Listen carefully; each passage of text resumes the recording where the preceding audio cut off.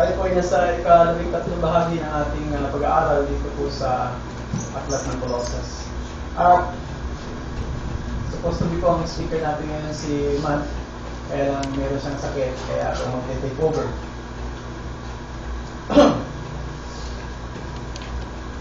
Ang ating pong Pangulo, Benigno Aquino III, ay magbibigay ng kanyang State of the Nation Address sa Joint Congress bukas ng hapon, at inaasahan na kanyang i-deliver ang kanyang mga accomplishment, ang kanyang mga achievement at accomplishment ng kanyang administration sa larangan po ng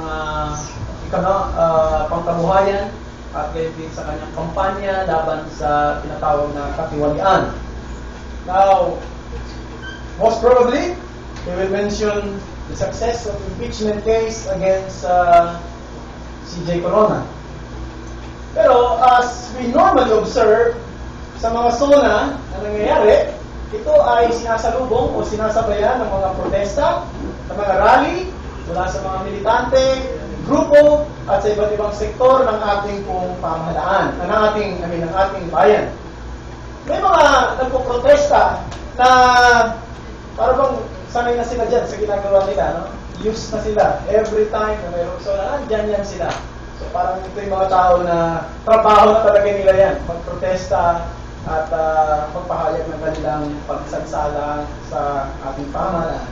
Pero namang iba na nagpo-protesta, kapag naniniwala sila na ang iuulat lang sa SONA ay hindi nagre-reflect o nagre-represent ng tunay na katatayuan at sitwasyon ng ating bansa. Maaaring hindi nila nakikita o maaaring hindi nila nararamdaman ang pagbabago at progreso sa ating bayan, kabaliktaran sa madalas na binabanggit ng mga pangulo na tumatayo sa Kongreso sa araw na siya ay tumatayo doon para ipahayag ang kanyang ulat o ang SONA, State of the Nation Address. Pero kung gusto ko sabihin, mga kapatid, na sa Kristyanismo, meron laging pagbabago. Meron laging progreso. Dahil ang Kristyanismo ay relihiyon ng pagbabago. Christianity is a religion of change. Yan ang dapat nating tandaan. Kapag ang isang tao ay nakakilala kay Jesus, hindi lamang ito nagbibigay ng pagbabago sa kaniyang katatayuan, position, mula sa pagiging anak ng kagalitan o anak ng kapuotan, siya ay nagiging anak ng Diyos.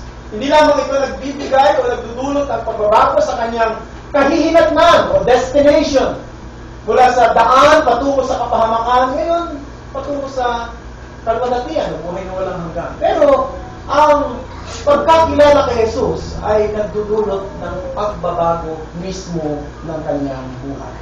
Kaya kung ikaw ay nagsasabing Kristiyano, dapat meron kang pagbabago.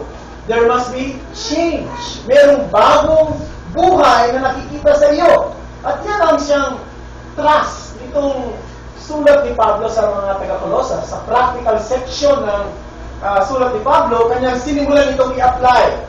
Yung pong mga doctrinal section, yung pong chapter 1 hanggang chapter 2, pagdating sa chapter 3 hanggang sa chapter 4, ito yung tinatawag na practical section. Sinimulan niyang i-apply o ilapat sa ating pang-araw-araw na buhay yung mga doktrina, yung mga katuruan, yung mga katotohanan na dapat naiintindihan at kinangahawakan ng mga Kristiyano. Yan ang kanyang ginawa rito. At binigyan ng pansin na ang pagbabagong buhay ay produkto ng kaugnayan ng isang tao kay Jesus. Ito ay produkto ng union, ng kaisahan niya kay Yesu Kristo. Meron po nagsabi ng ganito, no? Yung mga kanina pinakita ni James yung sa children's talk yung panahon ni Noah. Lahat daw nung pumasok ng mga hayop, iba't ibang klase ng hayop, doon sa arko ni Noah. Nung sila'y lumabas, ganoon pa rin ang kanilang itsura. Kung meron silang pangil, may pangil pa rin sila, may sungay pa rin sila. Pero ang sino mang pumasok daw sa arko ni Jesus, ang taong yun na pumasok sa arko ni Jesus, paglabas niya, iba na siyang, hindi na siyang dating yun. Iba na ang kanyang buhay. Meron na siyang bagong buhay na taglay kay Yesu Kristo.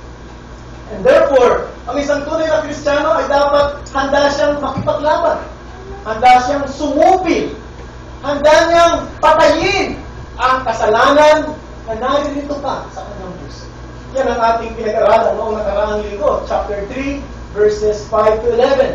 We have to know our sins and we have to kill our sins. At hindi lang yun, dapat niyang isuot, dapat niyang isagawa ang isang bagong pattern, isang bagong estilo ng pamumuhay na nakakonekta naman sa bagong buhay niya kay Jesus. Yan ang siyang trust naman, itong binasa sa atin ng Omar ngayon, chapter 3, verses 12 to 17. Kapansin-pansin na sinimulan ni Pablo ang kanyang argumento ng pagbabagong buhay kay Jesucristo sa plano ng Diyos sa nakaraan pa. No? Yung plano ng Diyos sa kawalang hanggang na daan. Pansinin niyo sinabi doon sa verse 12. Ang sabi rito sa English, put on then as God's chosen ones, holy and beloved. Bilang mga hinirang ng Diyos, mga banal at minamahal, magbihis kayo ng kahabagan, ng kabaitan, ng kababaang loob, ng kaamuan at ng katyagan. Ano pinupunto ni Pablo? Ito pong bagong buhay natin ay kasama ito sa plano ng Diyos sa nakaraan pa bilang mga hinirang ng Diyos. Na ang punto ng pagbabanggit ni Pablo rito na tayo mga hinirang ay gusto niya sabihin na ang pagiging Kristiyano ay hindi simpleng desisyon lang ng isang tao na manampalataya kay Jesus. Ang pagiging Kristiyano ay nagsimula ito sa isip ng Diyos. Merong mga hinirang ng Diyos. Merong mga pinili ang Diyos bago pa itatag ang sanglibutan ito. Mga taong pipiliin niya sa kanyang sarili na mananampalataya sa kanyang anak na si Jesus. At yun ang mga taong sa takdang panahon ay tatawagin niya sa pamamagitan ng Ebanghelyo at mananampalataya sa kanyang anak. At ang bawat nanampalatayang ito ay ang mga taong noong pa man ay hinirang na ng Panginoon bago pa itatag ang sanglibutan. Pero ang paghirang ng Diyos, no, ng mga tao para sa kanyang sarili na magiging mananampalataya ay hindi lamang pagpapakita ng kanyang sovereignty. This is not just a display of His sovereignty. Yan ang madalas na nasa isip natin bilang mga Reformed Christian. No? This is a display of sovereignty. Yes, indeed. But, hindi lang yun. The Lord has chosen people for Himself to create a new people that will display a new life. No? Say, humirang ng mga tao para sa kanyang sarili para lumikha ng mga taong bago na magpapakita ng isang bagong buhay na may bagong patotoo bilang sila ay may kaugnayan sa kanyang anak na si Jesus. Ayan ang mensahe na gusto kong dalhin sa inyo ngayon pong umaga mula sa mga talatang ito. Our new life is a testimony that we are God's elect in Christ. Ang ating bagong buhay ay patotoo na tayo'y mga hinirang ng Diyos kay Kristo Jesus. At pwede natin i-divide ito pong passage natin sa dalawang bahagi. Sa papaanong paraan may papakita ang ating patotoo ng bagong buhay kay Kristo Jesus bilang mga hinirang ng Diyos. Dalawang bagay po, mga kapatid. Unang-una, sa tinatawag nating disposition o pwede rin natin gamitan ng salitang way of life. Pangalawa, sa tinatawag din nating devotion o pwede rin natin gamitin ng salitang worship. Disposition and devotion. So, disposition. Ano ba ibig sabihin ng disposition? Pag binatinignan yung dictionary, marami pong kahulugan ng disposition. Pwede ito ay state of the mind, no? Quality of life, no? Yan ang ibig sabihin. Katangian. Disposition. O pamumuhay. Yan ang ibig sabihin niya. At inisa-isa ni Pablo ang mga disposisyon na dapat makita sa atin bilang mga hinirang ng Diyos.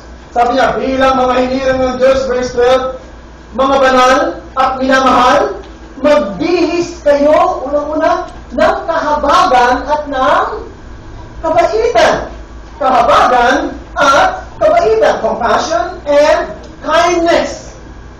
Ano ba ang ibig sabihin ng compassion o kahabagan? Kahabagan, ito po ay isang damdamin. It is a deep feeling that hurts over the concern for others and their needs. Isang tao na nararamdaman niya ang pangangailangan ng iba. Isang tao na mabigat sa kanyang damdamin ang sitwasyon ng iba sa kanilang mga pangangailangan. It is the very opposite of indifference. At minsan may mga nagsasabi, Kristiyano sila, pero parang wala silang pakialam sa sitwasyon ng ibang tao. Pag nalaman nila, may sakit si ganito, may problema si ganito, may nasa paghipitan si ganito, indifferent sila dun sa mga bagay na yun. Hindi yan ang isang ugali ng isang na kay Kristo Jesus. Dapat meron siyang kahabagan. Ibinibihis niya ang kahabagan. Di ba si Jesus ay ganyan din? Siya ay puno-puno ng kahabagan. Naalala niyo na may mga taong sumusunod sa kanya at pag nakikita niya mga taong ito, sabi niya siya ay nahahabag sapagkat sila ay tulad sa mga tupang walang pastor. Nahahabag ang Panginoon. Pero sinabi rin ni Pablo rito, kabaitan. Ano yung kabaitan? Ito yung action. This is an action. No? Ito ay isang pag-akto mula doon sa tinatawag nating damdamin ng kahabagan. Ang isang taong nahahabag ay umaakto ng kabaitan sa kanyang kapwa. Iniisip niya yung well-being ng iba. Tulad ni Jesus. Si Jesus nahabag sa mga mahihirap. Ano ginawa niya? Doon sa mga lumalapit sa kanya, kakain niya sila. Di ba naalala niyo yung feeding of the 5,000? No? Sabi ng mga alagad kay Jesus, Panginoon, gumagabi na. Wala tayong ipapakain sa mga tao ito. Siguro mas maganda, pauwiin na natin sila. Sabi ni Jesus, huwag mo silang pauwiin. Papakainin natin sila. Dahil si Jesus ay nahabag sa kanila, pinakain sila. Nahabag si Jesus sa mga may karamdaman, pinagaling niya. So dito magkasama yung tinatawag na compassion and kindness. Alala niyo yung Good Samaritan. Alala niyo yung kwento sa kanya ng Good Samaritan si Luke chapter 10. Nung merong isang lalaki na binugbog, pinagnakawan at halos iwanang patay sa daan. Nakita ito ng isang mabuting Samaritan. Nung makita niya sabi, at siya'y nahabag. Nung siya'y mahabag, ito ang nagtulak sa kanya para kumuha ng pambigkis. Binigkisan niya mga sugat at binuhusan niya ng langis at binuhusan niya ng alak ang mga sugat nito. Dahil siya'y nahabag. So ito pong kahabagan ay nagbubunga ng kabaitan. Compassion is a deep feeling toward others, toward the need of others, and kindness is an expression of your compassion. No? At kung isang tao ay meron siyang kabaitan sa kanyang puso, handa niyang takpan ang mga pagkakamali na gawa sa kanya ng kanyang kapatid ng pag-ibig. Compassion and kindness. Pangalawa, humility and gentleness. Ano sabi niya? Kabaitan, kababaang loob, at kaamuhan. Alam niyo ba na sa mga Griego, sa kulturang Griego, at maging sa tinatawag nating classical Greek language, walang salitang humility. Walang salita, yung salitang humility. You cannot find that in classic Greek language. Yung kung classic Greek language, noong unang panahon ng Panginoong Jesucristo, may dalawang klase ng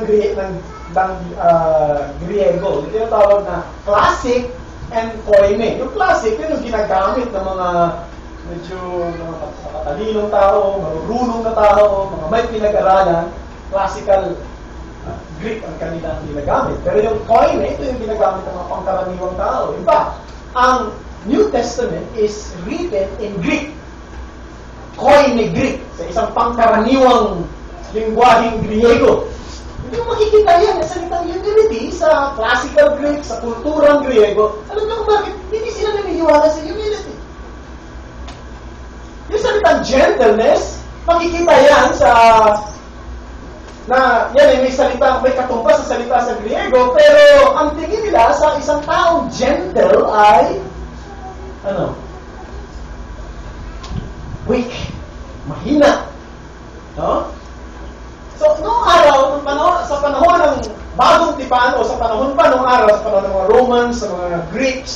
during the New Testament time, yung salitang humility, very strange. Yung salitang gentleness, medyo weak ang tingin nila.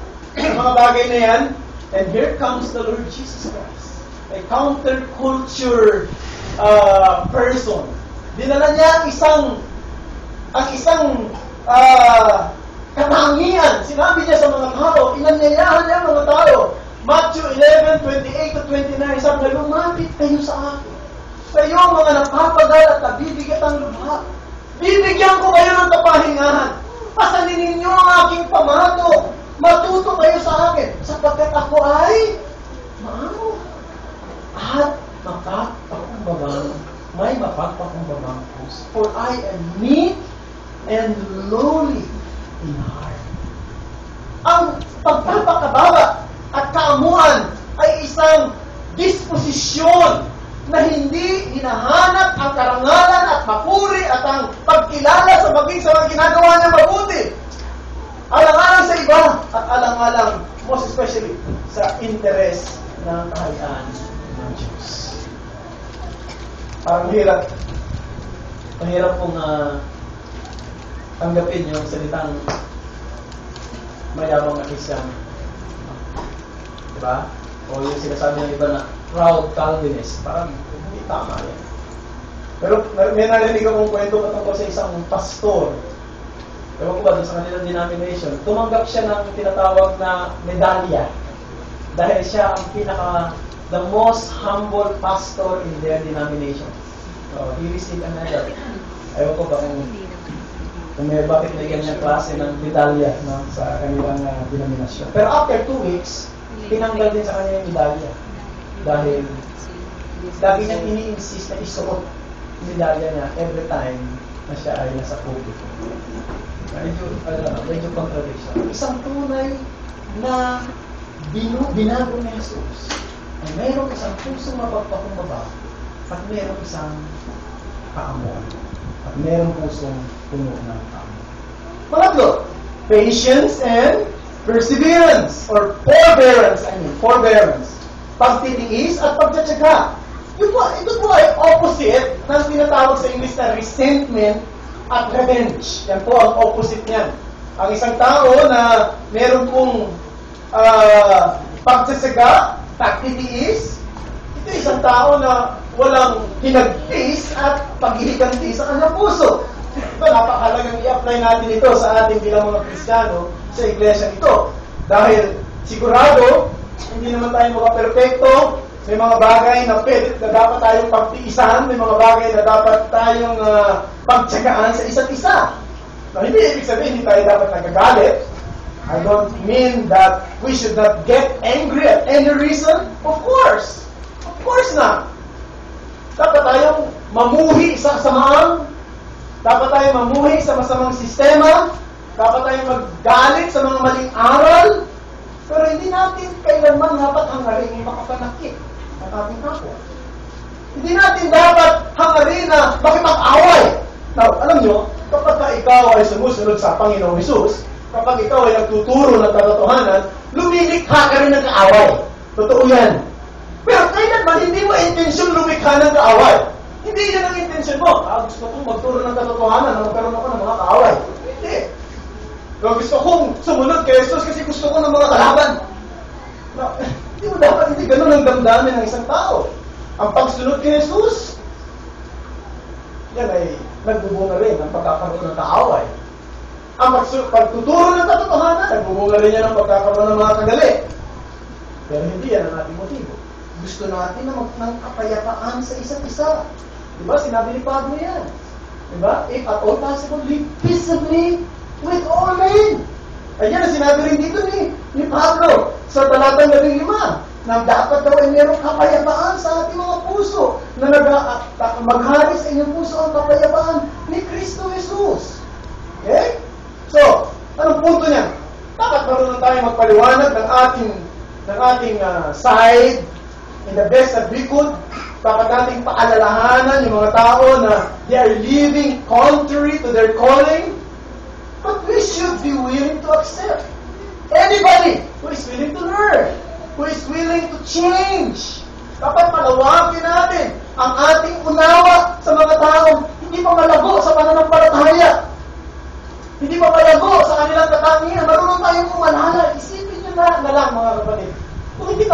sagana ng Panginoon. Kung hindi tayo pagtitiisan ng Diyos, ano mangyayari sa natin? Ika-4. Forgiveness, love, and peace. Pagpapatawad, pag-ibig, kapayapaan. Now, alam niyo po, may assumption dito eh. May pinahihiwatig si Pablo. Bakit daw tayo magpatawaran? Bakit tayo magmahalan? Dapat may kapayapaan na naghahari o namamayani sa puso ng bawat isa. Bakit? May assumption dito eh. Ang assumption ay sa isang community na kabilang tayo, tulad ng iglesia ito, pwede tayong makapanakit at pwede rin tayong masaktan. Ngunit dapat may puwang o merong sige sa pagpapatawad. There must be room for forgiveness, just as the Lord forgave you and me. At pag ginawa natin yan, sabi, ang kapayapaan ni Kristo ay tunay na maghahari o namamayani sa ating mga puso. And the top of it all, sa taas ng lahat ng ito, yung pag-ibig. Ang pag-ibig ang siyang motivasyon. Bakit natin ginagawa at hindi ginagawa ang isang bagay? No? Alam nyo, pwede kang gumawa ng maraming mabubuting bagay na meron din iba't ibang motibo. Di ba? Huwag niyong isipin na pagka ang isang tao gumagawa ng mabuti, nagmamahal siya. No? You may do a heroic act without expecting something in return, yet still no love. We can do good things for other people, but not in the way of love. Bago magsimula ang World War II, noong 1939, merong isang national leader, isinulat niya mismo sa kanyang diary ang ganitong mga salita. My whole life belongs to my people. Wow! Parang salita ito ng isang tao totoo nagmamahal. Isang tao puno ng kabayanihan. You may say that this is a man of heroism and conviction until you discover. Sino nagsabi nun? Si Adolf Hitler. Si Adolf Hitler. Si Hitler na nasa likod ng tinatawag na Holocaust. Si Hitler na pumatay ng 6 na milyong mga Hudyo. Si Hitler na nagdala ng kaguluhan sa buong Europa ng kanyang kapanahunan. Definitely, si Hitler, wala siyang pag-ibig. At kung meron nga daw, may nagsabi na kung merong mahal si Hitler, yung kanyang mga aso. Mahal na mahal. Never presume love, brethren. Never presume love when you do something good. Huwag niyo isipin, gumawa ako ng mabuti. Siguro may pag-ibig ako. O gumawa siya ng mabuti. Siguro may pag-ibig siya. You must always examine your heart. Dapat yung laging suriin ang inyong puso. Kung ang namamayaning motibasyon sa lahat ng inyong ginagawa ay pag-ibig, sapagkat kung hindi pag-ibig, lahat ay walang kabuluhan. Lahat ay walang kabuluhan. Pangalawa, at pamuli, so disposition. Pangalawa, devotion. So devotion, it could be worship. Yan ang sinasabi dito sa verse 16 to 17. Una, tingnan natin dito yung corporate worship. Corporate worship, verse 16. Manirahan nawang sagana sa inyo ang salita ni Kristo. Ayon sa lahat ng karunungan, magturo, magpaalalahanan kayo sa isa't isa sa pamamagitan ng mga salmo, ng mga himno, ng mga awiting espiritual, na umaawit ang pasasalamat sa Diyos sa inyong puso. Ano ito? Ito rin kinalaman sa sama-samang pagsamba. At ano daw ang katangian ng sama-samang pagsamba? Nandito ang pagtuturo o pangangaral ng salita ng Diyos at pag-aawit ng papuri sa Diyos. So, yung pong dominance, no, ng teaching and preaching and singing of praise. Pero gusto kong sabihin, ginawin natin. Sabi sa verse 16, manirahan nawang sagana sa inyo ang salita ng Diyos ayon sa lahat ng karunungan. Magturo, magpalalahanan, umawit ng salmo, himno at awiting espiritual. Ano ibig sabihin dito ni Pablo? Ang sinasabi niya rito ay sa pangangaral at sa pag-awit, dapat ang salita ni Kristo ay nakikilala at tinatanggap ng sagana ng iglesia. No? Dapat ang pangangaral ay tapat